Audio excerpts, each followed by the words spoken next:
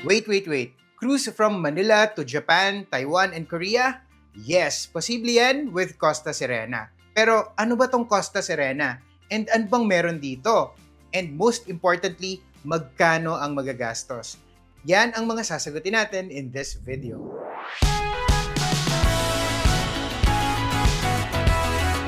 Hey there, Tipiter! I'm Yosh and kakatapos lang ng sailing natin with Costa Serena. First time lang naming makapag-cruise with Costa Cruises and nakakatuwa kasi dito kami sumakay sa Manila. Hindi na namin kinailangang lumipad to Singapore or Hong Kong or Shanghai for this. When we first announced na we're sailing with Costa Serena sa Instagram, TikTok, and Facebook, grabe, million views yung nakuha ng mga videos, so talagang malakas ang interest dito.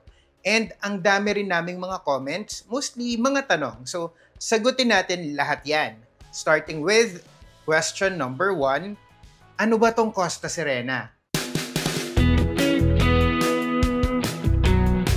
Ang Costa Serena ay isa sa mga ships ng Costa Cruises, which is an Italian cruise company. Costa proudly flies the Italian flag and all its ships are registered in Italy. And kahit dito sa Costa Serena, mararamdaman mo yan kasi most of the features are named after Roman mythology figures or zodiac constellations. The full-service restaurants are named Ceres and Vesta. 2 of the lounges are called Luna and Cupido. And may 14 decks ito and can accommodate up to 3,700 guests and 1,100 crew members. Sa fleet ng Costa, nasa gitna ito kung size ang usapan. Kung ikukumpara naman sa ibang cruise ships currently sailing across Asian waters, gitna pa rin. It's bigger than Star Navigator or Star Voyager ng Star Cruises, but much smaller than Royal Caribbean Spectrum of the Seas or Anthem of the Seas, and smaller din than Dream Cruises Genting Dream. Nag-start itong mag-sail noong May 19, 2007 pa from Marseille in the south of France. So, around 20 years old na itong cruise ship na to. And while it usually sails around Europe and South America, it sometimes offers special chartered trips in Asia. And itong Manila to Okinawa sailing namin is one of those. Chartered by Choose Premium. So, pag-usapan naman natin itong Choose Premium. Ano ba to? Kanina sabi ko, some of the sailings ng Costa Serena ay chartered. By that, we mean may local company na nagsasell ng mga bookings. In this case, it's Choose Premium, which has a wide network of travel agencies throughout the Philippines, led by One World Philippines, which is a business-to-business travel company.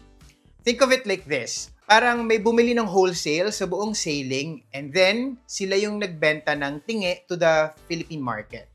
Ang naisip ko na analogy ay parang block screening sa sinehan. In this scenario, ang sinehan ay ang cruise ship. So, kunyari, ako yung nag-charter. So, ako kunyari si Choose Premium. Basically, binili ko yung buong screening ng pelikula on a specific date and time. Dinayaran ko na yung sinehan, so hindi na nila problema yung pagbebenta. Hindi ka na nga lang din makakabili diretso ng ticket sa sinehan kasi ako na ngayon yung nagbebenta ng ticket sa mga tao. Kung gusto mong manood sa time na to, sa akin ka na dapat bibili. This is the reason kung bakit hindi mo mabubook usually itong mga sailings na to from Manila sa official website ng Costa. Kasi nga, ibang in charge sa sales. So, ano ba ang kagandahan ng Costa Serena sailings na ito? Bakit siya big deal? Una, no international flights needed. Isa ito sa mga rare times na may cruise ship na magsisail directly from the Philippines. Kasi 'di ba, most ng mga cruise ships dito sa Asia naka-homeport sa Singapore, Shanghai, or Hong Kong. Bihira lang na dito sa Pilipinas manggagaling. It is more inclusive and it gives an opportunity to more Pinoy travelers na makapag-try mag-cruise. Bukod pa dyan, number 2, no visa needed if you're a Philippine passport holder. Mas i-explain ko yan mamaya. Pero yung sailings kasi na to, yung destinations ay hindi talaga kailangan ng visa. Taiwan, visa-free naman talaga tayo. Sa Korea naman, Jeju Island lang yung port of call or yung stop. Port of call kasi yung tawag sa mga stops. Hindi rin kailangan ng visa for Jeju Island. And sa Japan naman, cruise ship passengers are visa exempt din. Kailangan lang magbayad ng tourist arrival tax na 1,000 yen or sometimes $10. So, hindi kailangan ng visa at all. Very Pinoy din ang vibe. Yun yung number 3. And kasi nga, from Manila, majority ng passengers ay Pinoy. Some people might not be into that kasi merong mga nagta-travel kasi gusto nila na mas foreign yung vibe. Pero ako, na-appreciate ko talaga kasi mas sanay kami na kapag cruise, puro foreigners yung nakakasama namin. Dito, puro Pinoy. It's a breath of fresh air for us. Announcements are also made in both English and Tagalog. By the way, tipiters, yung sinasabi kong advantages na yan, nag-a-apply lang yan sa sailings from the Philippines ha. If you're cruising with Costa Serena pero iba yung ruta, syempre, iba na yon. Pero, kailan ba ang mga sailings na yan from the Philippines?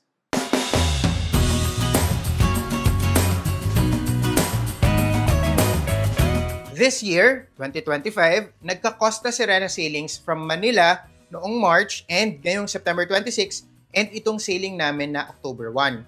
After this, wala na this year. Next year na ulit. Ito yung schedule. Itong Route 1 will take you to both Japan and Taiwan. So, February 25 yan to March 3, 2026, 7 days, 6 nights. So, ang ruta niyan is, syempre magagaling from Manila. Tapos, ang unang stop is Miyakojima sa Japan. Tapos, may stop din sa Keelung. Ito yung port na madalas ginagamit ng cruise ship. Ito yung malapit sa New Taipei City. Mga Jufen, Shifen, even Taipei. May stop din sa Kaohsiung, sa south naman ito ng Taiwan. Tapos, babalik na ng Manila. Punta naman tayo sa Route 2. Taiwan and Japan din, pero iba yung stops. So, yung Route 2 is March 3 to 9 naman, 2026. 7 days and 6 nights din. So, from Manila, diretso sailing na papuntang Ishigaki, Japan. Tapos, magsa-stop naman sa Taiwan. Sa Keelung din. Tapos, mag-overnight doon yung ship. So, mas may time kayong makapag-explore. And then, babalik na ng Manila after. Ang pinakamura na room is yung interior cabin. May early bird promo ngayong October, kaya mas mura pa kung magbubook na kayo ngayon. Kung dalawa lang kayo sa room, ang cruise fare ay $988 USD per pax or 57,600 pesos per person. Pero a cabin can accommodate up to 4 guests. So kung 4 kayo, quad sharing yung tawag dyan, ang presyo ay $618 USD or roughly 36,000 pesos. Per person yan ha, pero sulit na yan kasi kasama na dyan ang accommodations mo sa barko, pati lahat ng meals mo on board, breakfast, lunch, dinner for 7 days and 6 nights, and unlimited yan, pati access to most amenities ng barko like swimming pools and nightly shows dun sa theater and mga parties. And the best part, syempre, nakarating ka pa ng Taiwan and Japan. And yes, pwede kang bumaba and mag-explore, pero add-on na yon or kung gusto mo, i-DIY mo. And considering na hindi mo kailangan ng flights and visa, okay na rin, di ba? Pero, if gusto nyong pumunta sa Jeju Island sa Korea and sa Fukuoka sa Japan, doon na sa mas mainland na, pwede rin. For that, Route 3 yung dapat yung i-book. Pero wait, bago yan, if bago ka dito sa channel namin, know that we consistently publish informative and comprehensive travel videos, lalo na about cruises. So please use this time to like this video and subscribe. Just tap on the subscribe button. Do it now na! Ring the bell beside it and turn on your notifications para lagi kang updated kapag meron tayong bagong uploads. Malapit na tayong mag 250,000 subscribers. So please, if hindi ka pa nakasubscribe, help us na ma-reach yung milestone na yon. And we would really appreciate it talaga and sana pagpalain ka ng universe. Kung sa Facebook ka naman nanonood, join our 1 million strong community by liking and following this page. Pero eto na, ituloy na natin. Ito na yung Route 3 na may stop din sa Korea and sa Fukuoka sa Japan. Pangmalakasan na to. Ito na yan. Diyan!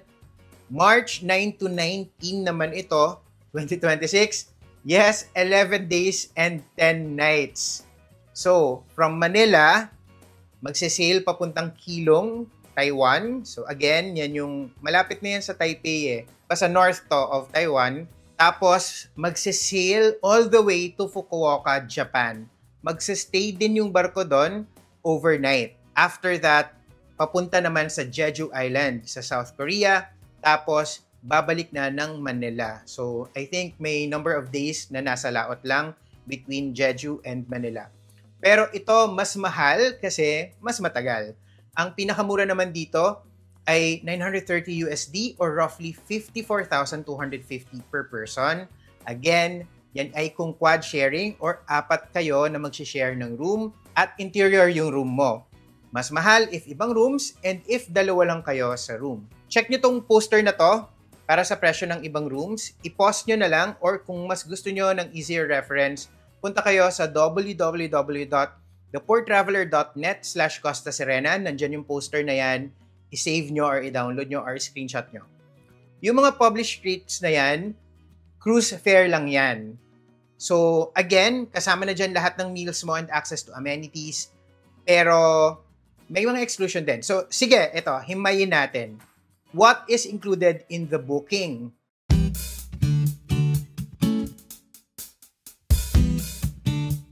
Kapag nagbubook ka ng cruise, hindi lang yung room ang binabayaran mo. Gaya ng sabi ko kanina, kasama na rin dyan ang access to amenities like pool, swimming pools, gym, lounges, pati yung nightly entertainment, yung mga shows, and yung booking mo kapag ka sa Choose Premium na travel agency kayo magbubook, may kasama na rin ang travel insurance for passengers na 75 years old pababa. Of course, kasama na din dyan lahat ng meals mo. Full board ito. Basta dun ka sa 3 inclusive restaurants kakain. Ito yung restaurants na kasama.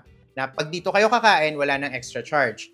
Yung Prometeo, yan yung international buffet option nila. Nasa deck 9 yan. Maraming choices dyan. Laging, syempre, may meat, may seafood, may veggies.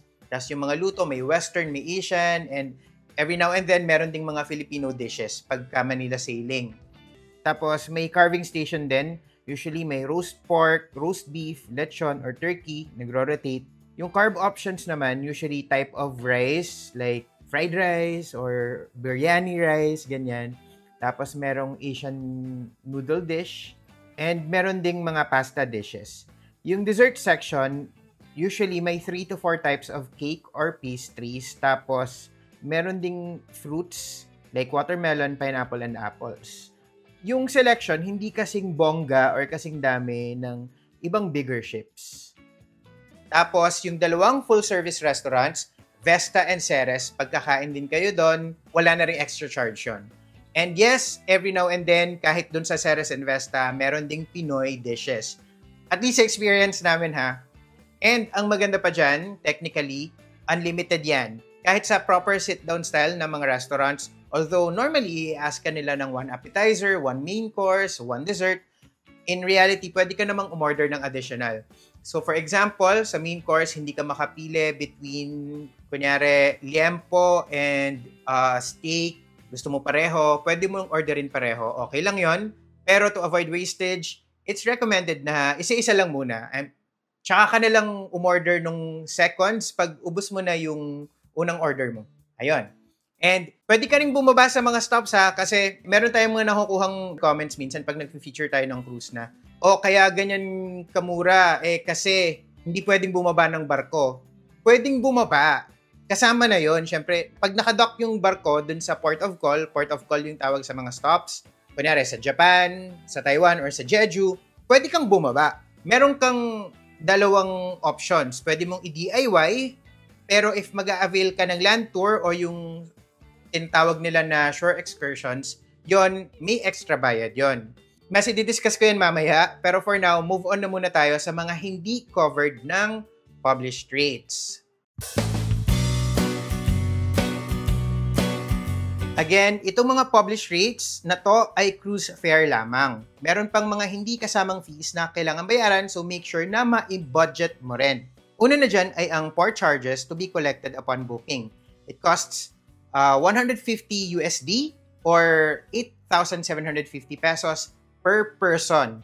Hindi rin kasama sa published rates yung Philippine travel tax na 1,620 pesos. Yes, meron pa ring travel tax kasi international sailing ito, international trip pa rin ito. So, sa government naman ito mapupunta. You need to pay this on your own, pwedeng online, pero kung online, merong 50 pesos na service fee, tapos minsan meron pang additional charge kapag credit card. And meron ding gratuities na kailangan bayaran. Itong gratuities, ito yung mga tips na pinaghahatian ng crew sa barko. It costs $16 per person per night kung interior, sea view, or balcony yung room mo. $19 naman per night kung suite. So kung kunyari 6 nights yung sailing mo tapos hindi ka naman naka-suite, it costs $96 or 5,600 pesos per person. And although hindi kailangan ng visa sa Japan, the Japanese government charges a tourist arrival fee which costs 10 USD. Actually, 1,000 yen siya. So, pwedeng around 7.5 USD lang yung ma-charge. Pero, to be safe, i-round off nyo na lang to 10 USD. Kung mag-decide ka rin kumain sa mga restaurants na hindi kasama sa included dining, may extra charge din yon. Pero you can totally get by the entire cruise na dun sa Prometeo buffet or sa Ceres or Vesta lang kakain para walang extra fee. Kami, ganun yung ginawa namin, hindi kami nagbayad ng anything for the food. May mga available drinks din naman like table water and coffee and milk, ganyan. But for other beverages, including alcoholic drinks, hindi yan kasama sa booking. So, magbabayad ka na extra or mag-avail ka ng drink package which is separate. Pero meron namang yung mga basic drinks, pwede naman like water, meron. Pero again, pwede mong matapos yung buong cruise nang hindi umu-order ng ibang drinks. And shopping din, syempre. Hindi kasama yan. Kung gusto mong bumili ng souvenirs, bags, relo, kasi maraming shops on board, gastos mo na yan. Question number 6.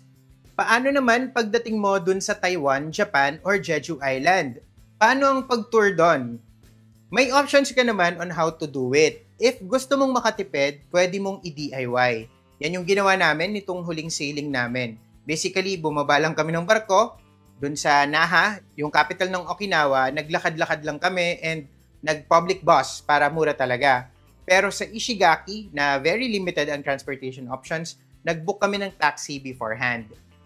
Ang okay sa DIY, hawak mo ang oras mo. Kami, hindi na naman namin ito first time sa Okinawa, so medyo malakas na talaga yung loob namin na mag-DIY.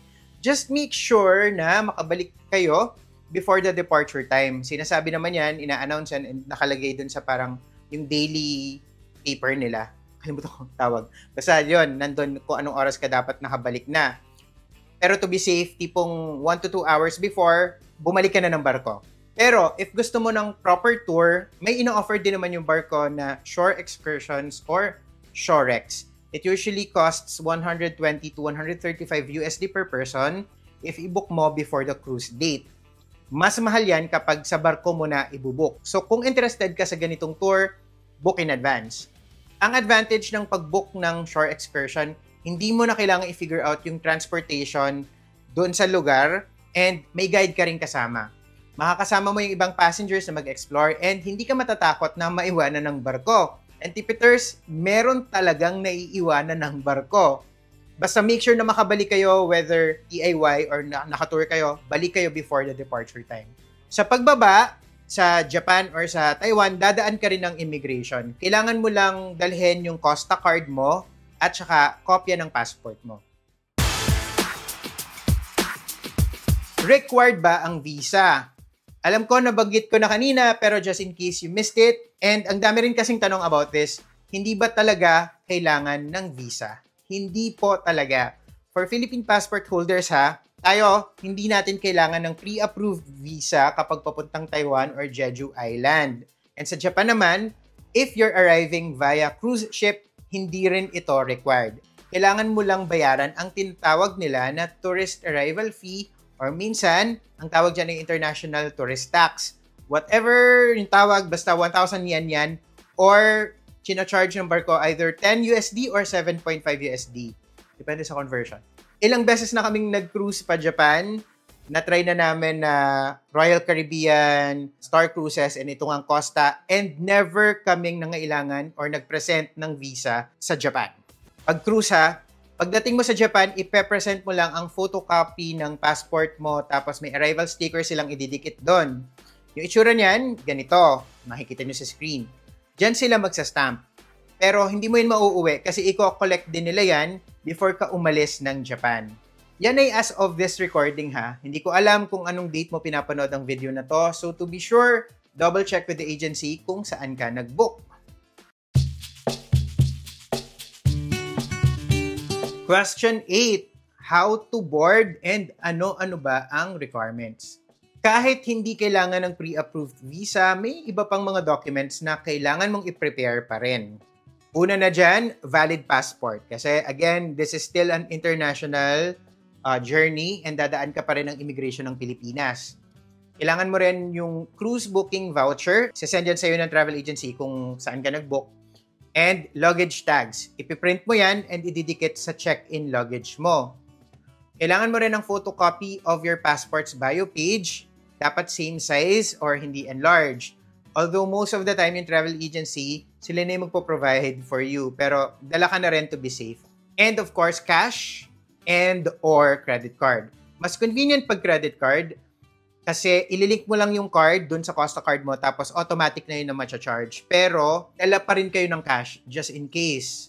Accepted din naman yung cash eh. At saka ang maganda kapag meron kayong backup na cash is, di ba, minsan nag-offline yung credit card or nagkakaproblema na max out nyo. Hindi kayo makakababa nang hindi nyo nasa-settle yung bill nyo completely. So, dapat meron kayong cash just in case. And i-download nyo rin yung Costa app. Una, magagamit nyo yan sa pag-check-in. Kailangan nyo mag-check-in online before your sailing date. Download nyo lang yung Costa app sa, meron yan iOS and meron din yung Android version. Very useful yan sa pag-explore ng ship. Makikita mo rin kung ano ang mga ganap sa sailing mo and yung operating hours ng mga restaurants, ng mga bars, lounges at iba pa. Sa experience namin, we boarded sa Eva Macapagal Super Terminal. Pero before that, we were instructed na dumaan muna sa may Quirino Grandstand para i-check-in yung luggage namin doon. Yung luggage, one piece lang. Yung check-in, 30 kilos ang maximum. May free shuttle bus sa Quirino Grandstand papunta sa Eva Macapagal Super Terminal. Tapos doon, pagdating doon na namin i-clear yung check-in and boarding processes. Chinek lang naman nila yung documents namin at saka yung booking, yung voucher. Tapos yung immigration check, sa loob na ng barko ginawa. Like yung mga immigration officers, nandun sila sa loob ng barko. Yan yung experience namin ha, pwedeng magbago ito. So, make sure to get the updated details again doon sa travel agency kung saan kayo nag-book. By the way, if hindi ka taga Metro Manila and kailangan mo ng hotel, maraming options na malapit sa port. You can book via Agoda or Klook. And makakatipid ka if you use our promo codes. Sa Agoda, you can use our promo code AGODATPT, dapat all caps, for 10% off up to 5,700 pesos. Yung cap niyan, 100 USD, so kapag convert mo, 5,700. Malaking discount yan. Kung sa Klook naman, you can use our promo codes, the Poor Traveler Klook for 5% off naman. And PPT Klook 5. Yan.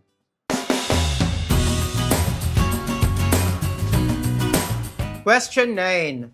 What to pack for your cruise? Bawat passenger can bring on board one check-in bag up to 30 kilos and one hand carry bag na up to 10 kilos.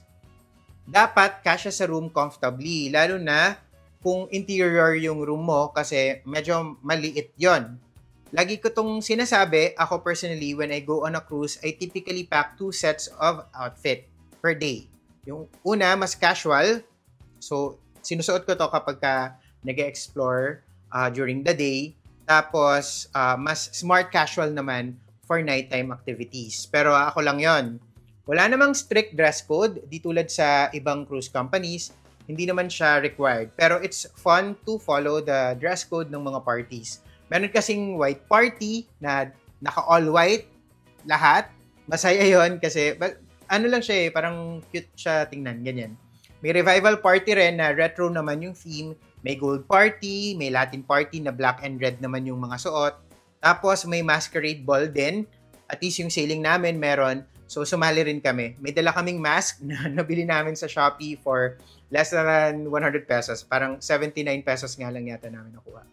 Basta sa mga restaurants and lounges, wag lang kayo magchinelas, swimsuit, or pajama, and you should be fine.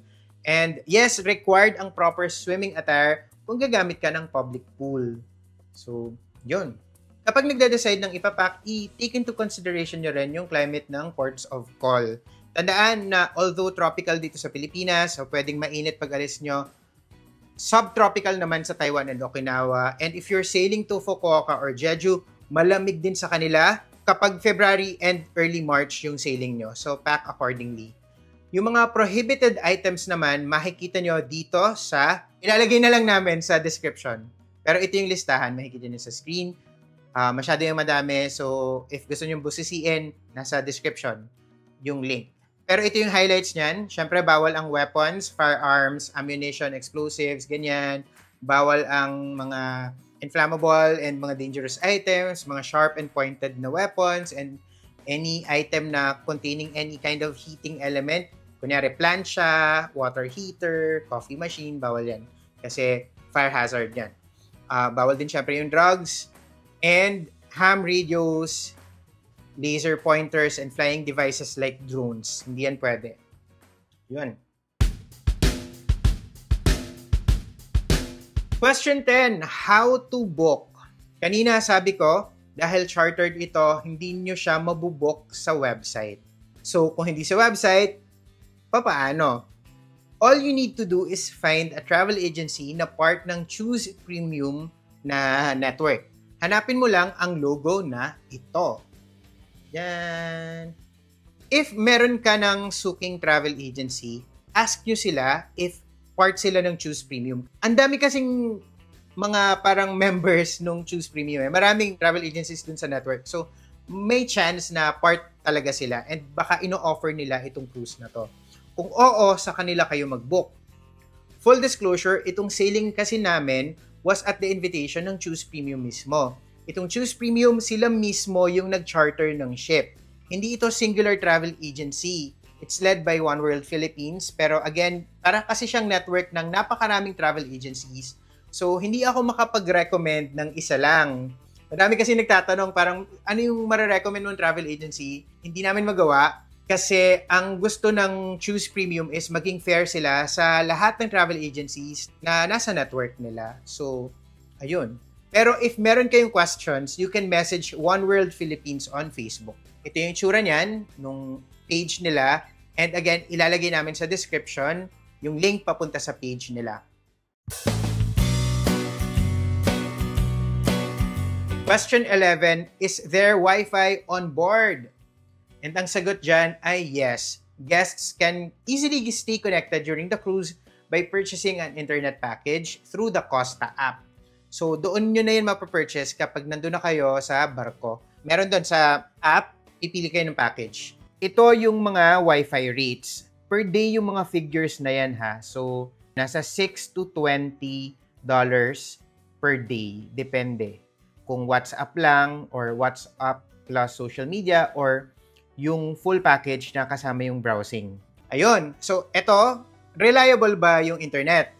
Mabilis naman siya generally. Nakapag-video call pa kami at saka nakakapag-meeting kami during the cruise. But may parts lang ng barko na mas mahina yung signal, usually kapag sa dulo. Kasi kami, yung room namin medyo dulo. So, may parts ng room na mahina yung signal. So, kunyari, dun sa may bandang CR, medyo mahina yung signal. Pero dun sa malapit sa door, malakas na. Pero in most other areas on board, malakas naman and mabilis. So, depende sa part ng barko. And siguro depende rin kung nasaan na ba yung barko. Kasi, syempre, pag mas malapit sila sa lupa, mas mabilis yun. I think.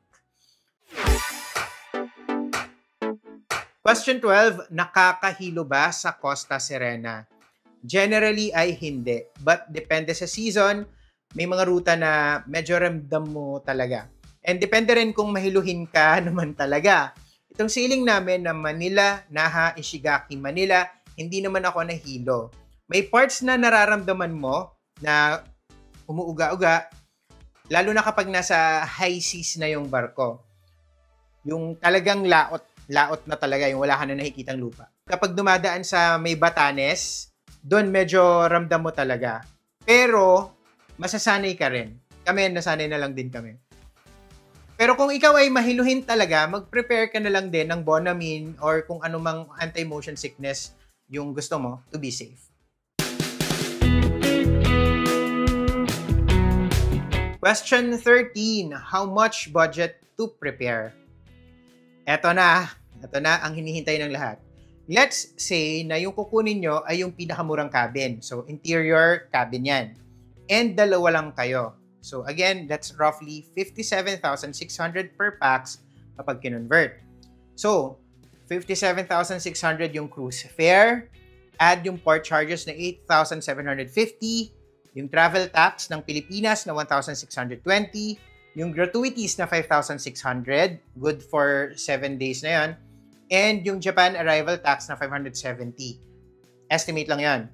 Kung kukuha kayo ng social media na internet package, 5,250 yun. Pag kinonvert, so yung minimum na kailangan mong i-prepare is 79,390 pesos. Yan ay kung dalawa lang kayo sa room.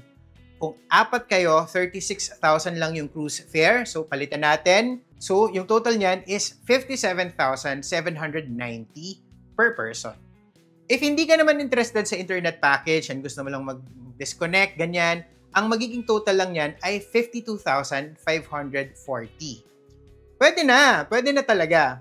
Siyempre, wala pa dyan ang shopping budget and kung ano mang gagastusin mo if mag-iikot ka sa mga ports of call. Pero good for 7 days, 6 nights na yan. So, di ba, okay na okay. Kasi yung mga ibang mga trips na sa lupa lang, like one destination lang, kaya magsi-Singapore ka or kaya mag-Hong Kong ka lang, alas ganyan din yung total na magagastos mo pag sinama mo yung hotel. Baka nga mas mahal pa minsan, di ba? Mas mahal pa. For 7 days, mahal pa yan. Tsaka yung flights, ang maganda dito, hindi ka magbubook ng flights kasi dito ka na magsasail from Manila. So, kapag pupunta ka ng Singapore or Hong Kong, pag sinama mo na yung flights, hotels, tapos yung mga attractions, and meals din, pag sinama mo na, ganun din naman ganun yung gagastusin mo or mas mahal pa. At least dito, very convenient and nakarating ka pa ng Japan or Taiwan. Question 14. Is Costa Serena worth it? For me, yes. 7 days yung sailing namin, pero parang ang bilis lumipas. Nabitin rin ako, which goes to show na I had fun. This is our 13th cruise na. Pero, first Costa cruise ko to. Hindi naman ako na-disappoint and I still had a lot of fun talaga. If you've tried other much bigger cruise ships, you'll have to manage your expectations a little bit. Kasi, mas malaki talaga yung ibang mga cruise ships na na-try na namin before and mas maraming magagawa. And that also applies to the food. Here, dahil nga mas maliit ang capacity, mas konti yung dining options and yung variety of dishes. Don't get me wrong, diverse pa rin naman yung selection, but if you've been to bigger ships, ibang level yung range kasi nga ang daming passengers. So, I think they make up for it sa other aspects like yung activities and parties. So, kung na-try nyo na yung ibang mga cruise ships na yun lang. Parang i-expect nyo na mas maliit kasi ito. But if it's your first time cruising, you'll most likely love it. It's a good entry-level cruise kasi it's not too big and hindi nakaka-overwhelm. Pero it's not too small either. And dahil nga from Manila ang sailing, very convenient and tailored to Filipino cruisers, yung experience talaga. Ang maganda pa, this November, Costa Serena will be undergoing major refurbishment. So, mas mag-i-improve pa yung look and feel nung ship. Excited ako makita kung ano nang magiging hitsura niya sa February next year kapag nag-sail na bumalik dito sa Pilipinas. Again, to book, look for a travel agency na may Choose Premium logo or contact your Soaking Travel Agency and ask them kung part sila ng Choose Premium. If nakatulong sa inyo ang video na to, don't forget to comment, like, and subscribe. And remember, plan smart, travel safe, and make every trip worth it!